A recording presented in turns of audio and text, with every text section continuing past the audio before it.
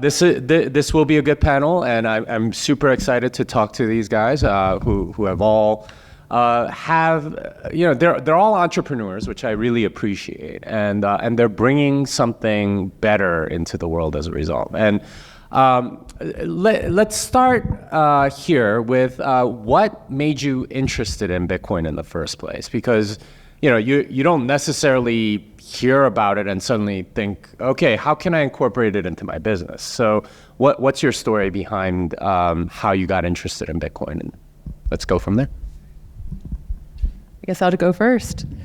I was first introduced to Bitcoin probably closer to 2012, 2013. My brother was speculating in Bitcoin. So that's all I knew about it at the time. I know he'd lost money doing that. And then somehow along the way, I got introduced to CrowdHealth. And in learning about CrowdHealth, I got introduced to John Gordon, who's here in the audience.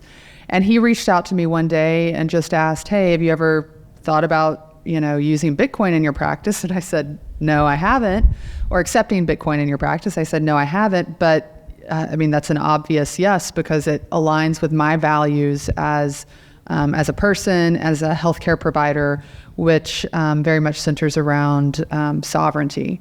So I immediately said yes, and John was kind enough he had packaged some services and helped educate me about Bitcoin, and then walked me through the process of, the different options about how I could accept that in my practice. So I have John and CrowdHealth to thank for that. So mine was a little bit different. Mine was actually through social media. So I've been in banking, and historically bankers have such a positive outlook on Bitcoin or any type of cryptocurrency. So I'm kind of an outlier in that world.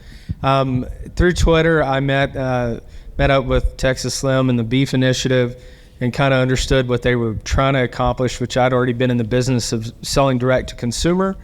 Next thing I knew, I was able to meet Marty Brent, meet all the guys here at the Commons and Parker, and they came out to the ranch one day, set me up a wallet, and off to the races I went. And since that time, we've been selling Bitcoin for beef. It's been a kind of a perfect symmetry, because we are very much about decentralization. We've been not monopolized by the largest 4 packing corporations in the world in our industry. And so that's exactly what we're trying to do, and really have that peer-to-peer interaction. It aligns perfectly, as she said, with our models, our model, our ethics, and what our values really stand for, and what we're trying to promote. And so Bitcoin was just a natural fit for our program. Yeah, I think same here. He's trying to decentralize ranching. We're trying to decentralize healthcare. So again, fits very much aligned with what we're trying to do. And in fact, I'm Bitcoin class of 21, and I was having lunch actually with Jimmy down at the Capitol Grill. And was talking about health insurance, and how health insurance, the way that they work is they have this big pool of capital on the back end that they use for, large claims. And given that pool of capital is held in dollars and the inflationary environment, that the value of that is going down, by the day. And so Jimmy actually said, well, why don't insurance companies hold that money in Bitcoin? Limited supply, they can't, you can't print any more of it. And so, heck, if we were to have a money supply or a pool of capital in Bitcoin, then we may never have to pay for healthcare again, because that's going to go up pretty significantly. I think we had this conversation when Bitcoin was down at like 17 or 18. Near the bottom. And so I was like, okay, well, let's try that. And so in essence, what we've done is built an alternative to health insurance, with Bitcoin being kind of a primary component of that. And so was both a personal interest of mine, but also a business interest as well.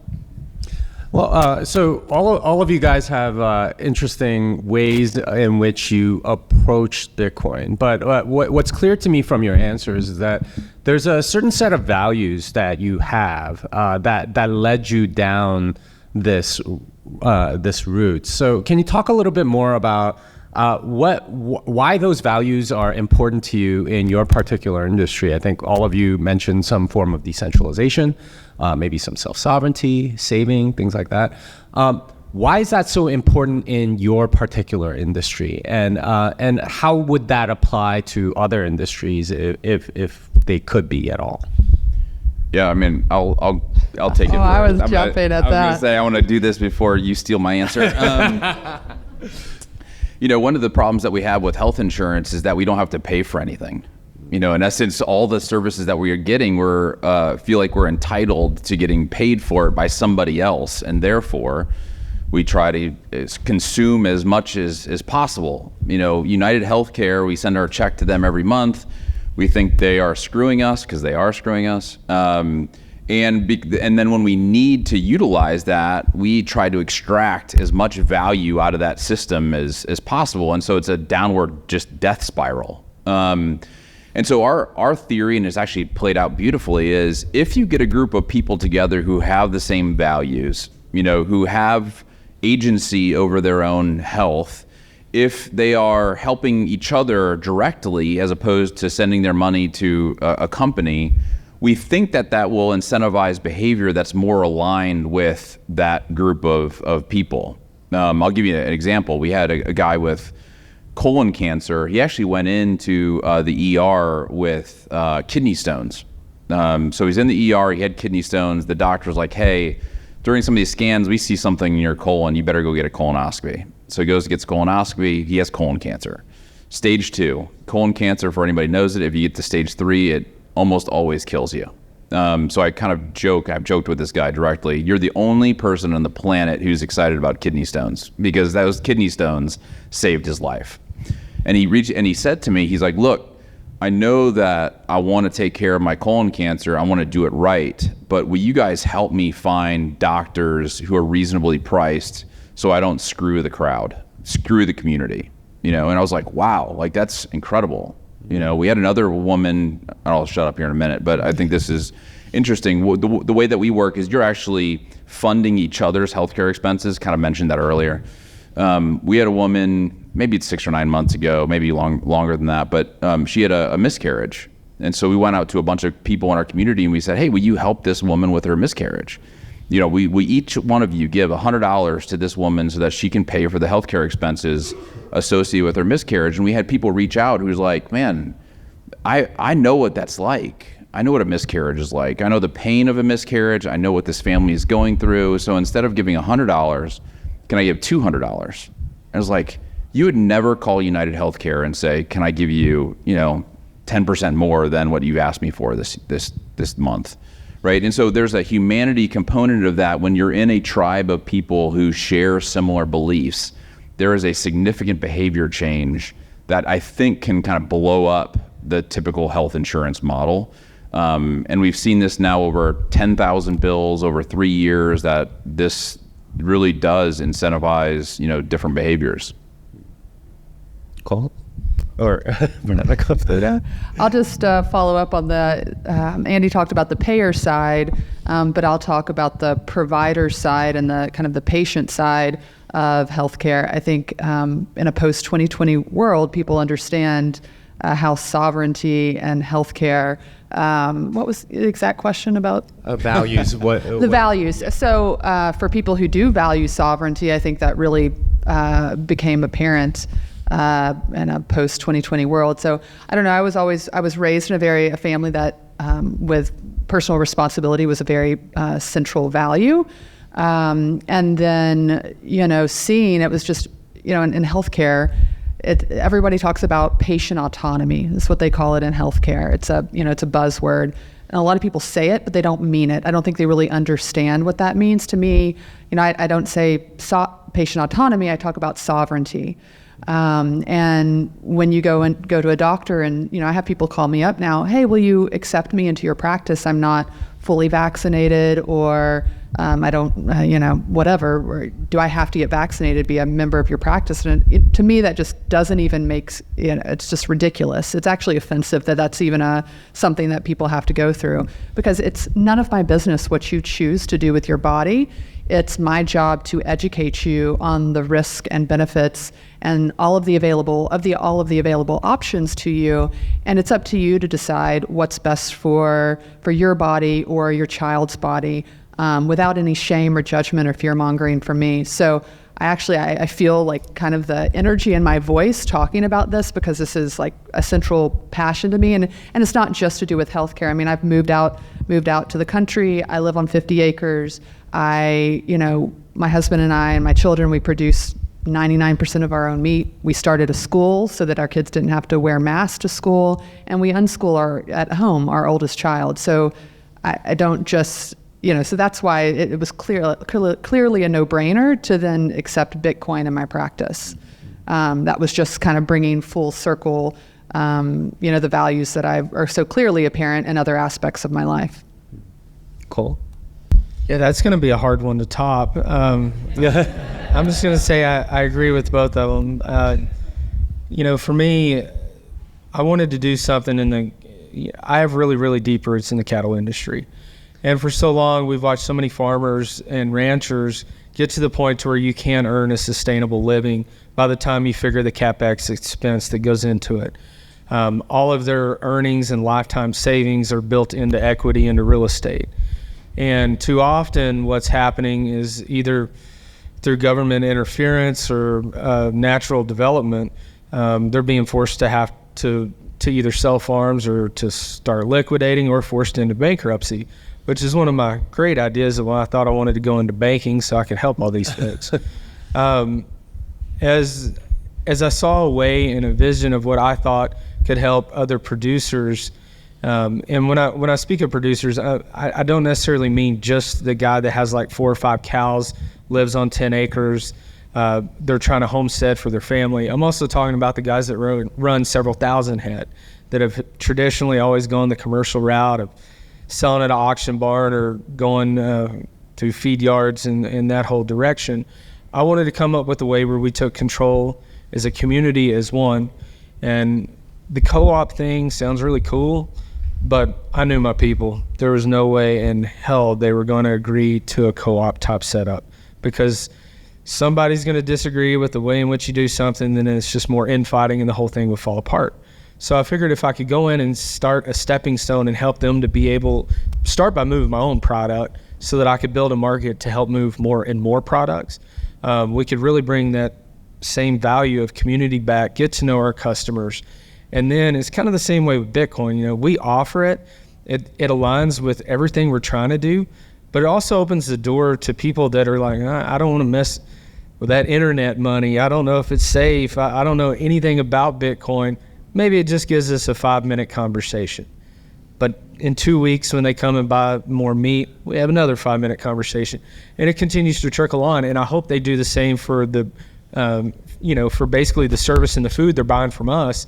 They're going to go tell someone. And we've watched exactly how that grassroots marketing has really just passed down and passed down and passed down. So when I started in Bitcoin now, I'm up to, I would say 10% of my transactions that go through my company are via Bitcoin, but about 35 to 40% of my clientele I've met through the Bitcoin network. A lot of hodlers don't want to spend it. I get it, but it's paid very large dividends for me.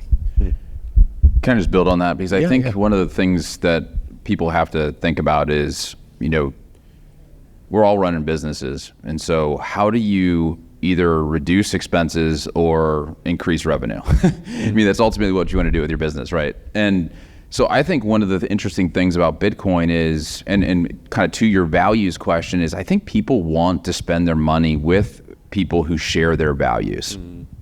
And the Bitcoin crew, tribe, whatever we call them, they want to spend their money with other people who are Bitcoiners. Not just because it's altruistic or I like you, but in Veronica's situation, like, people want to go to a healthcare provider who shares their health view, worldview. Most providers nowadays, it's a pharma first type of situation. Whereas I know Veronica is let's get to the core root of this issue before we go to the pharma.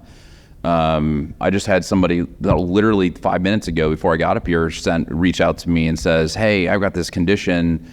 I'm managing it with nutrition and lifestyle, but it is a pre-existing condition. Will you accept me into the group? And my answer was like, hell yeah, we'll accept you. Like, we want people who will join us and look for a natural way of doing this as opposed to a pharma first. So, I said this on Marty's podcast. The last time I was on his podcast, I said, I don't think we'd be in business without Bitcoiners. I had to go raise my A round about a year and a half ago, which is really hard to raise money nowadays. So if you have entrepreneurs out there, it's like just a really hard environment. And probably 35 or 40% of my customers are Bitcoiners. If I didn't have them, I'm pretty sure I wouldn't be able to raise that A round. And if you ask most Bitcoiners who are, not working for a big company, you can ask, what do you do for your healthcare? A lot of them say CrowdHealth, because that's like, it's our group, it's our tribe, and it has been able to generate demand, generate revenue. And so you've got to figure out a way to say, like, how does Bitcoin generate revenue for me? And I think if you can figure that out, there is a huge upside in using Bitcoin. Cole just said, 35 or 40% are Bitcoiners.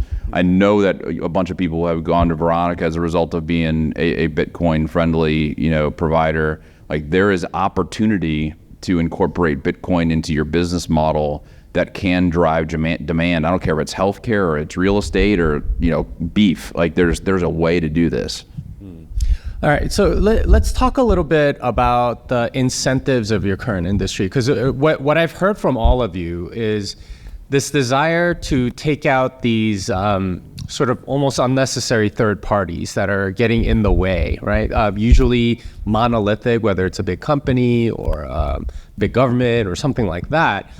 What are some of the ways in which the current system causes the wrong incentives in your industry, and how are you trying to fix that with, not just Bitcoin, but some of the things that you're doing in your particular industry? I'll go first on this one because what really impacts my industry is because of these two. So I always have considered that our company is not centered around sales. We're not trying to sell you beef, but we're trying to educate people on where their food comes from. That's a huge part of healthcare. It's a huge part of the insurance side of things. For us, how are we trying to go against subsidized food, basically, when our costs are going to be higher? Well, the simple answer to that is this. Factual information by more and more researchers has proven that the healthier in which you eat, the less likely you are to have diabetes, to have cholesterol, to have heart problems. So we're spending time doing that, but we're also spending time teaching people, how do you cook these different parts of the cow? How can you find cheaper ways to absorb being able to eat a really expensive badass ribeye that's 28-day dry aged? We want to give you that full culinary experience. So we spend a lot of time educating our customers on that, getting involved in our communities. But just the same, we spend a lot of time networking with physicians, networking with insurance groups, networking with it's National Carnivore Month. So trying to really focus our attention around people that are very self-centered and around their own health. And what's crazy is Bitcoin really does align with that, because if you're going to print money like the Fed seems to like to do so often, you obviously don't care about those that are holding the value of that dollar. Bitcoin was designed for the exact opposite.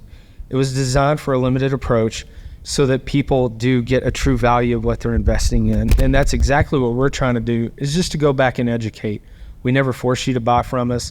We never tell you we're the only way. We just want you to know an option and to realize that with unsubsidized food, although you may pay a little bit extra or a little bit more than what you would pay at the grocery store, with our company it's not hardly much more. Your savings actually kind of reel down. You're going to have healthcare savings. You're going to have insurance savings. And so we've really built a model around community and education. And that's how we move product. So what are some of the ways in which the current system for you guys is just causes bad incentives, and how are you fixing that with your business? Yeah, I think it's it's self-evident to me in healthcare, but probably a lot of you may not know that in order to get paid for your services via the traditional healthcare model, which is, with insurance as the primary payer, I have to be able to code for disease. So if I'm not able to code for disease, then I'm not going to get paid. So I've opted out of that model a long time ago. I started my first business in 2013, my first practice, and I've not once accepted health insurance. So my model is just a monthly flat fee, a membership concierge approach to healthcare. It's $125 a month for adults, $60 a month for kids, and families get a 10% discount. That includes unlimited visits. So I'm incentivized to keep you healthy and out of my office. I love, because I get paid the same amount, whether I see you 10 times a year or whether I see you a couple times a year. And I love spending time with people, educating people. I spend most of my time educating people about, how to eat, how to live. We live in such a toxic environment. We have people with diseases, but it's not that our bodies are broken. It's that we did not evolve to live in this environment that we find ourselves in. So it's educating people about how to really get back to nature. So that's what I enjoy doing. I spend most of my time doing that. And, like I said, you're paying me, to keep you healthy because I'm incentivized. I want to do less work, right, at the end of the day. So that's a little bit about that. Yeah, on the payer side, it's they actually make more money when you're sick. I used to sell into health insurance. Funny enough, in my previous company, I was at a chief medical officer, a very very large health plan, and I was trying to sell them something to reduce or help their population with diabetes. And his response was, "F them, they don't lose limbs until they're in Medicare." Like that was the chief medical officer's response. And so if you think about the incentive system of a health insurance plan, they actually are incentivized to, in the short term, decline your claim, right? Because the difference between what you pay them and what you pay out is their profit. But in the beauty of Obamacare 10 years ago, what they said is, they say, okay, insurance plans, you can only make 15% of premiums for your profit. So just make the math easy. If you pay $1,000 in premiums, they can only profit $150. So in the short term, they manage around that 15%. If it goes to more than 15%, they start denying claims, right? But over the long term, they actually want the premiums to go up because how do they get their profits to go up by 10%? Your premiums have to go up by 10%, right? So there's a long-term incentive for premiums to go up. And so we specifically built our company to say, hey, we're going to take a subscription fee. It's $50 per member per month. That's all we get, right? So we actually have an incentive for you to stick around longer. We have an incentive for the bills that are paid by the community to go down because the cheaper it is, the more people that are going to join CrowdHealth. And so the alignment of incentives is really, really important for both the monetary system, which we've talked about all day, and the healthcare system. So we're just really trying to align incentives between CrowdHealth and our members. And like I alluded to earlier, it's worked, really, really well.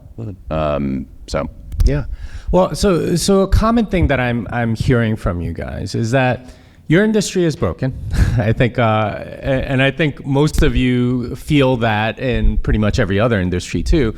And what's striking to me is that there is usually sort of like a single payer of somebody, some monolithic entity that pays you guys in some way, shape, or form. It could be a meatpacking plant or it could be a health insurance company. But ultimately there's some monolithic changer of money, right? Somebody that's doing something with the money. And what I find remarkable about all of your businesses is that you're sort of getting around that a little bit, and with the help of Bitcoin and a lot of word of mouth, Bitcoin being sort of like a part of a larger program to be direct to consumer, having a bilateral relationship rather than having some trusted party somewhere. Tell us more about like what you would recommend to a lot of the people that are here about how they should approach Bitcoin as part of a larger transformation of the business itself, and what sort of values would align with Bitcoin that I would say at this point, like, Bitcoin's not for everybody, but for people that are sort of trying to make things better by changing incentives and stuff like that, maybe it is. So what recommendation would you give to them based on sort of the value systems that you might have to have, the community that you're trying to build? Like what sort of like hustle would you encourage for the people out there? It's a good question. I mean, I feel like, again, we're trying to. I'm a Bitcoiner, and so my whole point of the business was I want to burn down the current healthcare system, but I also want to do so by burning down the monetary system. The healthcare system is 4.3 trillion. I think it was 4.6 trillion actually last year, the new number. If we could use Bitcoin within, 10 or 20 basis points of that, right? Like, that is a massive impact could be a massive impact on the monetary system. And so let's go after both. And so as we're doing this, what we have found is that, again, having Bitcoiners as customers, they're just amazing customers. So the attrition rate for my business, which basically means the percentage of people who leave in any 1 month, is about 1%. But for Bitcoiners, it's about 0.25%. So, Bitcoiners, if they find a company that they want to do business with, and you continue to show that you're aligned in your values, they will stick with you, because it is it is not as a transaction. It is a furthering of their purpose in life, or a furthering of their mission, which is to change the monetary system, right? And so if those are aligned, if you can figure out a way, I mean, it's got to be authentic too, because people will call BS on you really, really quick, and Bitcoiners especially will call BS on you very, very quickly. And so if it's truly in your heart to change the monetary system, then I would figure out how do you incorporate Bitcoin into your business, because, man, they're awesome customers. I have somebody in my business that was from the health insurance space, and they're on the front lines and they're talking to people all the time. They're like, man, our customers are so much better than the health insurance plan customers, because it's like they want to do what's right for the community. They want to do the right thing. And so we say it often in kind of the Bitcoin community. It's like, you're not going to change Bitcoin, but Bitcoin will change you. The values of Bitcoin do change you. They change how you look at money. They look at how they change your kind of spirituality, I think. They just change the way that you look at the worldview. And, man, the customers who are Bitcoiners are fantastic. I'd say so. Loyalty is a value, and sovereignty, and radical personal responsibility. All of those things. I guess my motivations are maybe a little bit less altruistic than Andy's. Really, I was, when I looked and evaluated, it was a quick decision for me about accepting Bitcoin. I looked at it and said, well, clearly I want to do that because those are the patients that I want. I want to be around and servicing more people who share values with me. Earlier on in my career, I was, I'm the same Veronica that I've been forever. I'm just more outspoken about what my beliefs and values are. In the past, I would say that I try, and I think we lived in a time where maybe you could benefit from being a little bit more, riding the middle line. But I think we live in a time where that's not going to benefit you anymore. And so I'm clearly planting my flag in the ground and stating who I am, and accepting Bitcoin was part of that for me. And also, because I think that people who understand Bitcoin share my values. And I just want to spend more time around people who share my values. Once again, I'm just going to say I love to mimic what y'all said, but I come from my upbringing's a little bit of a different world. In agriculture, so much of what we do is blood, sweat, tears, labor, and really watching this generational change where people want to jump into a less work, get rich, instant gratitude, top mentality. I've got to see a lot of that in banking. I've seen a lot of greed. I've seen a lot of wealth. Now, don't get me wrong. Everyone in this room wants to make good money. We all want to be able to live comfortably. We want to be able to eat whatever we want or go see the doctors we want, do anything whatsoever. But, you know, the incentive and the hustle that I want to be around is I want to focus my company around like-minded people that not only appreciate the art of hard work and labor, but also try to surround myself with people that are doing just the same. You know, I own a processing plant too. One of the struggles that I'm very transparent with people over is the workforce and what I have to choose from. As an example, in the last 2 months, I've hired 15 employees, and it is a very simple task of what I hire for. They take a piece of ground beef, they put it into a pocket, push the green button on the machine, it goes down, cryovacs it, we put it in a box with a label, and hopefully deliver it to your door. That is the extent of the job. I've never fired one person. In the last 3 months, I hired 15. I have 0 of those 15 still with me. Most of them, this is my favorite, they leave at lunch and never show back up as if they are magically going to get a check. So I am a little anal retentive on this. We ACH our employees, you know, so no, when they do that, I make them walk in the door and get a check. Because I want them to look me in the face and say, hey, you know, I quit on you. Can I have my money now? I love that technique. I want to surround my company around people that want to put in the hard labor, that do respect the hours, the time of what our country was built upon. And so I respect the art of the hustle of those that always want to hustle. And I try to be around like-minded people, and I try to collaborate with like-minded people. And Bitcoin fits that narrative.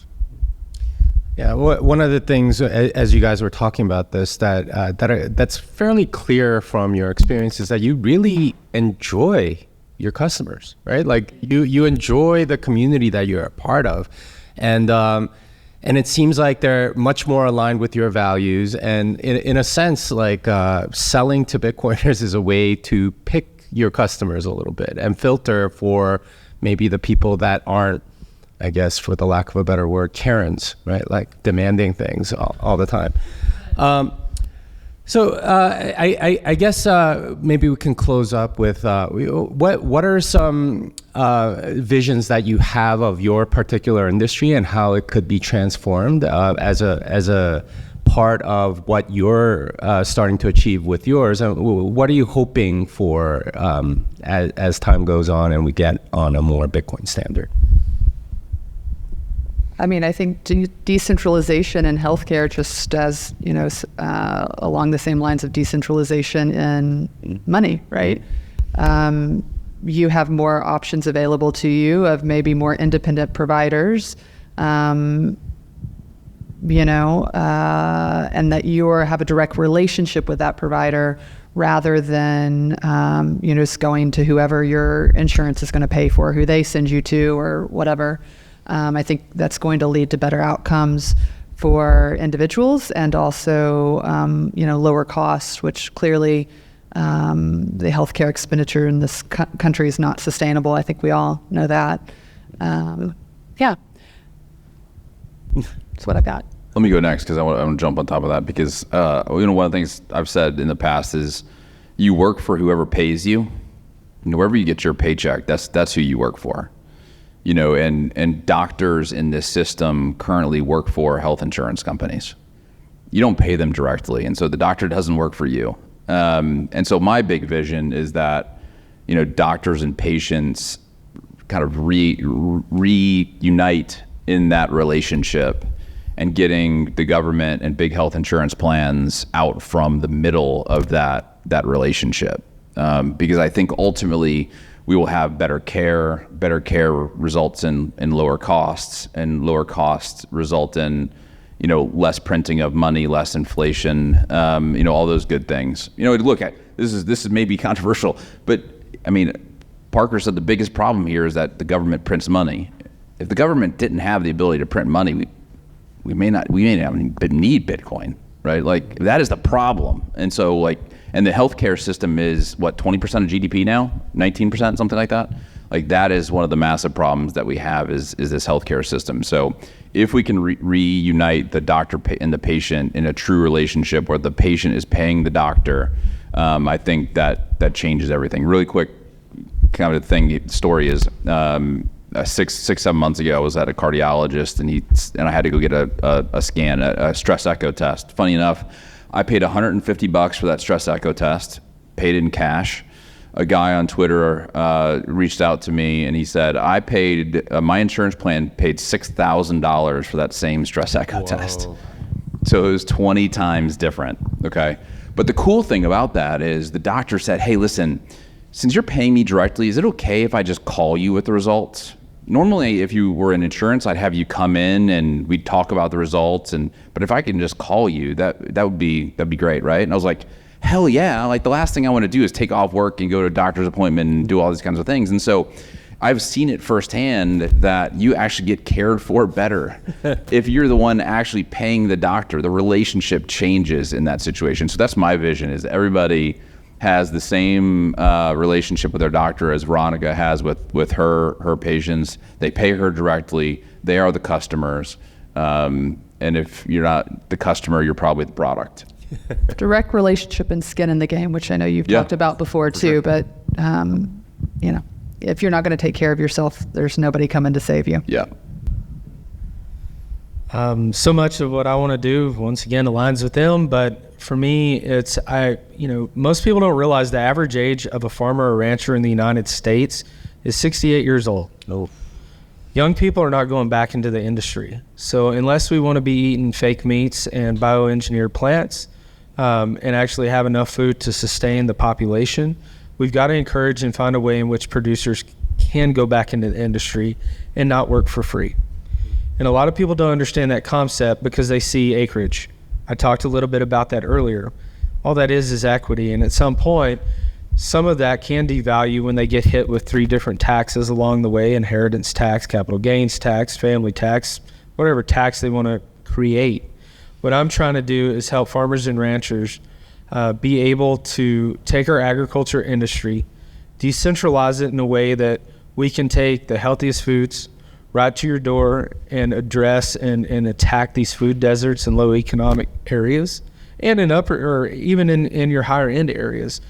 But more importantly, be able to validate and sustain a healthy food source for the generations to come. Because if we don't, at some point, everything that we consume will be bioengineered, which further even causes more and more health complications. And that's my vision. I think the beauty of having food and healthcare and monetary all in the same stage is they are so tightly linked. 80% of chronic conditions are because of lifestyles. Lifestyle is primarily nutrition. There is $1 trillion, so $1 trillion of that 4.6 trillion is spent on diabetes. 90% of that is on type 2 diabetes. Type 2 diabetes is a lifestyle issue that can be improved, if not cured, by eating more meat and less processed foods. And so it's this processed food issue that we have that's causing high healthcare costs, which is causing, this printing of money. And of course, the health insurance plans love the printing of money. Where did all the money that has been printed over the last 3 or 4 years go? It went to big corporations and rich people, right? Like they have that money. It's not the poor people are the ones that have to deal with the 9, 10, or maybe even 20% inflation of food. And so these 3 issues, food, healthcare, the monetary system, are so tightly linked, and so I think it's just important to kind of point that out. Well, hopefully this gives you this inspires you to think bigger about the business that you're in and to maybe have more of a direct relationship with your customers and cut out all of the rent-seeking middlemen that take money, right? The trusted third parties are always the people that tax things, that benefit from the Cantillon effect, that somehow tax all of the good things that providers like these people want to provide for you, but they somehow tax it and distort the incentives and make things worse. So hopefully that helps you to cast a bigger vision in your own industry. And yeah, let's give these guys a round of applause.